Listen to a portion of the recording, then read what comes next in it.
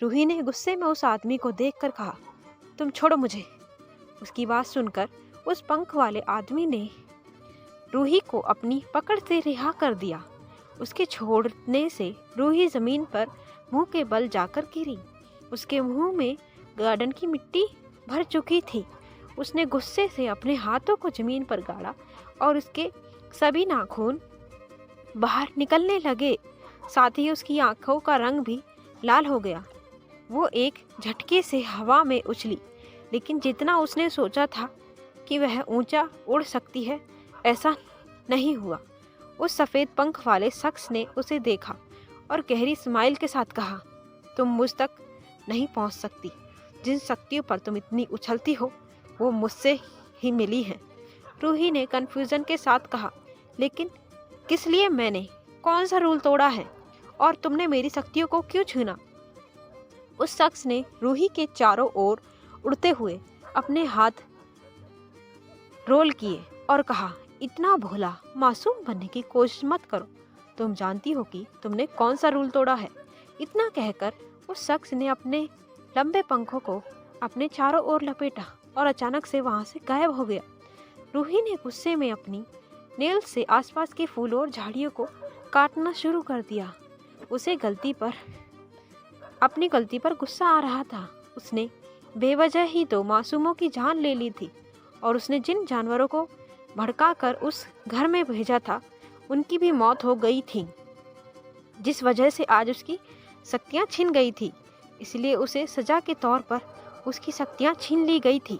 साथ ही वो अपने मिशन को भूलकर शादी के सपने देख रही थी। इस चक्कर में उसने इतनी बड़ी भूल कर दी और अब वो महेश्वरी परिवार में भी शामिल नहीं हो सकती थी। लेकिन बहुत बार उसकी शक्तियाँ बेकाबू हो जाती थी और वो इंसानों को चीरकर उनका खून पी जाती थी। ऐसा ही उसने क्रिसमस की रात उन दोनों बुजुर्गों के साथ किया था। ये तो अच्छा हुआ कि वो पहले ही वहाँ से चली गई थी, वरना उसके आने पर उसकी मौत तय थी। वह आदमी न्याय करता था जो आज रूही से उसकी शक्तियों को छीनकर चला गया था। अब अगर उसे अपनी शक्तियाँ वापस पानी थी तो उसे किसी न किसी हाल में महेश्वरी परिवार में शामिल होना ही था और उस जगह तक पहुंचना था जहां आज तक कोई नहीं पहुंच पाया था। उन्हें कुछ ऐसा ढूंढने का काम दिया गया था जो चीज़ सिर्फ और सिर्फ महेश्वरी परिवार के पास थी। दूसरी तरफ सुबह के 4 बज चुके थे। टीना की आंख खुली। उसने एल्विस के सोते हुए चेहरे को देखा और बिना आवाज किए वो तैयार होकर एल्विस के रूम से निकल गई। अपना कुछ सामान लिया और घर को भी छोड़कर किसी अनजान ठिकाने की तरफ पर चल पड़ी। एल्विस जाग रहा था। उसने टीना को जाते हुए देख लिया था, पर ना ही वो उठा और ना ही उसने कुछ कहा। दोपहर का वक्त था। कुमुद और कर्तव्य रॉय को ढूंढ रहे थे। ढूंढते ढूंढते उन्हें आखिर में रॉय एक रूम में मिल गया। वो दोनों रॉय के पास गए। रॉय शर्टलेस होकर नर्म सोफे पर लेटा हुआ था और किसी के ख्यालों में खोया हुआ था। कुमुद और कर्तव्य उसके सामने आकर खड़े हो गए। उन्होंने रॉय को पुकारा, राजकुमार रॉय, आपको क्या हुआ है? उनके सवाल पर रॉय ने कोई प्रतिक्रिया नहीं दी। उसने कुमुद और कर्तव्य को काफी आश्चर्य हुआ, क्योंकि रॉय किसी को देखे बिना ही बहुत दूर से सब कुछ महसूस कर लेता था और अब तो कुमुद और कर्तव्य उसके सामने खड़े थे, फिर भी वह कुछ नहीं कर रहा था। कर्तव्य और कुमुद ने एक दूसरे को देखा और मन में सोचा, दूसरों पर जादू करने वाले हमारे राजकुमार रॉय पर किसने जादू कर दिया है? जादू? हाँ, जादू हुआ है, प्रेम का जादू। रॉय ने उन दोनों के मन की बातों को पढ़कर कहा। कुमुद और कर्तव्य ने फिर से राजकुमार को देखा और गपशप करने वाली औरतों की तरह रॉय से सवाल किया, प्रेम? कब? कैसे? रॉय ने उनके सवाल का कोई जवाब नहीं दिया और अपना एक सवाल पूछा, आप दोनों को अनुभव होगा, हमें बताइए कि उन्हें हम अपना प्रेम का एहसास कराने के लिए क्या करें? रॉय का सवाल सुनकर कर्तव्य ने एक शैतानी भरी स्माइल के साथ प्राउडली कहा, ये बहुत ही आसान है, आपको उन्हें अपनी सुंदरता से लुभाना चाहिए राजकुमार। रॉय ने कंफ्यूजन में कहा, अर्थात? कुमुद ने आगे बढ़कर कहा, अरे सुंदरता, आपने शरीर को उनके सामने लेकर जाइए, देखना वो कैसे आपके प्रेम प्रस्ताव को स्वीकार करती हैं। रॉय ने उन दोनों का सुझाव सुनकर कहा, हमें अकेला छोड़ दीजिए, हम विचार करेंगे। अब रॉय को महेश्वरी परिवार में रहते हुए 2 सप्ताह बीत चुके थे। शादी की तैयारियां जोरों शोरों से चल रही थी।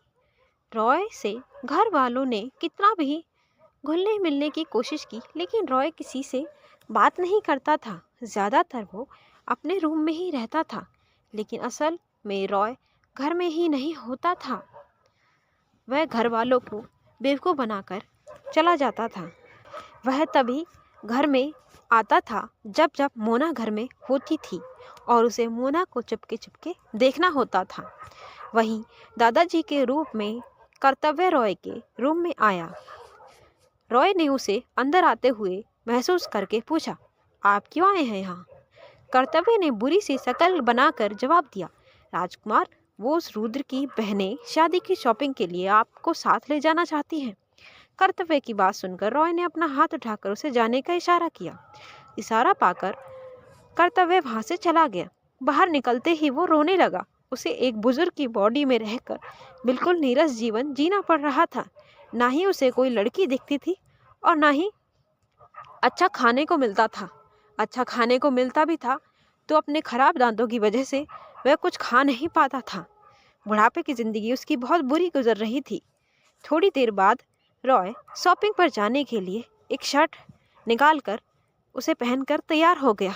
बटन लगाते हुए उसने शर्ट के आगे के 3-4 बटन खुले छोड़ दिए और फिर अपने आप को उसने मिरर में देखा। शर्ट काफ़ी हल्की थी, जिसमें से उसकी मस्कुलर चेस्ट और एब्स काफ़ी अच्छे से दिख रहे थे। उसने स्लीव्स को भी फोल्ड किया और रूम से निकल गया। कुहू और पीहू ने जब रॉय को ऐसे देखा तो वो हंसने लगी। वो इतनी सर्दी में भी इस तरह के कपड़े पहनकर उनके सामने आया। जब रॉय ने उन्हें देखा तो वो चुप हो गई। अगर रॉय उनसे कुछ कहता भी तो उसका जवाब नहीं दे पाती थी, क्योंकि रॉय बहुत ही ज़्यादा शुद्ध हिंदी बोलता था, जिससे उन सब की बोलती बंद हो जाती थी। आज शॉपिंग के लिए गायत्री जी और एल्विस को छोड़कर सब जा रहे थे।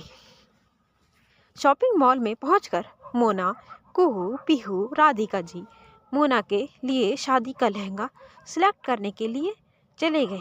रॉय वहीं खड़ा मोना को तरह तरह के लहंगे ट्राई करते हुए देख रहा था। अमृत उसके पास आया और उसने कहा, अरे साले साहब, क्या यहाँ अकेले अकेले खड़े रहोगे? चलो आपके लिए भी कुछ ले लेते हैं। रॉय उनके इंसिस्ट करने पर परफ्यूम शॉप में चला गया। फीमेल स्टाफ ने रॉय को देखा, जो बिना कुछ चूज किए बस भोली सी शक्ल बनाए खड़ा था। 2 लड़कियां रॉय की बॉडी को देखते हुए फुसफुसाने लगी, यार देख तो ये बंदा बिल्कुल टाइगर श्रॉफ लगता है, क्या बॉडी है यार, काश मेरा बॉयफ्रेंड होता ये। दूसरी लड़की ने कहा, चल क्यों ना हम ट्राई करें, शायद सिंगल हो। रॉय ने उनकी बात सुन ली थी, लेकिन कुछ रिएक्ट नहीं किया। उसने एक परफ्यूम की बोतल उठाई और उस पर लिखे शब्दों को कन्फ्यूज़न भरी नज़रों से देखने लगा। पास खड़ी उन दोनों फीमेल स्टाफ में से पहली वाली आगे आई। उसने रॉय के कंधे पर हाथ फिराते हुए कहा, sir, how can I help you? हमें इस वस्तु का प्रयोग करना सिखाइए। रॉय ने उसे परफ्यूम की बोतल थमाते हुए कहा। उस लड़की को रॉय की लैंग्वेज सुनकर ही हंसी आ गई थी, लेकिन उसने अपनी हंसी कंट्रोल करते हुए कहा, ओह सर, मैं यूज़ करके बताती हूँ। उसने फिर बोतल को लिया और रॉय के चारों ओर घुमाकर हर जगह से उसे टच करते हुए उसकी पूरी बॉडी पर परफ्यूम स्प्रे कर दिया। मौका देखकर दूसरी लड़की भी आई और उसने अपनी दोस्त को होश में लाते हुए कहा, ये क्या किया तूने? सर की पूरी शर्ट को भिगो दी क्या? अब इसे कैसे सुखाएगी? ये ऐसा कहकर वो रॉय की शर्ट के बटन खोलने लगी। रॉय ने उसे ऐसा करते हुए देखा तो उसका हाथ कसकर पकड़ा और दोनों को ही खुद से दूर झटक दिया। दूर खड़ा अमृत भी ये सब देख रहा था और हंसी के मारे लोटपोट हो रहा था। रॉय के झटकने से वो दोनों डरकर पीछे हो गई। रॉय ने शर्ट को उतारा और वहीं फेंक दिया। और फिर ऐसे ही चलकर अमृत के पास गया और अपनी एक आईब्रो उठाकर कहा, जीजाश्री, हमें छोटी माता के पास जाना है। अमृत ने अपनी हंसी दबाकर कहा, ओके ओके, चलो बहुत हो गया परफ्यूम। रॉय और अमृत जब उस सेक्शन में आए, मॉल में शॉपिंग करने आई हुई लड़कियां बार बार रॉय को छुपकर देख रही थी। अमृत ने उन सब के पास आकर रॉय के साथ घटी घटना बताई तो सब भी हंसने लगे। रॉय की नज़र एक टब अब मोना के खिलखिलाते हुए चेहरे पर थी। राधिका जी रॉय को ऐसे देख उसके पास आई और स्टाफ से कहकर उसके लिए कपड़े मंगाए। रॉय ने एक शर्ट पहन ली और वहीं कर्तव्य और कुमुद दोनों चाइल्ड कॉर्नर में झूलों पर बच्चों की तरह झूल रहे थे और मॉल में आई खूबसूरत लड़कियों को देख रहे थे। बच्चे इतने बूढ़े लोगों को झूलते हुए देखकर हंस रहे थे। शॉपिंग करके मॉल से बाहर निकलकर अपनी कार के पास राधिका जी, दादाजी और दादी के रूप में कर्तव्य, कुमुद, पीहू, कुहू, अमृत, रॉय सभी लोग खड़े थे और अपने शॉपिंग किए हुए सारे बैग्स को एक एक करके कार की डिग्गी में रखवा रहे थे।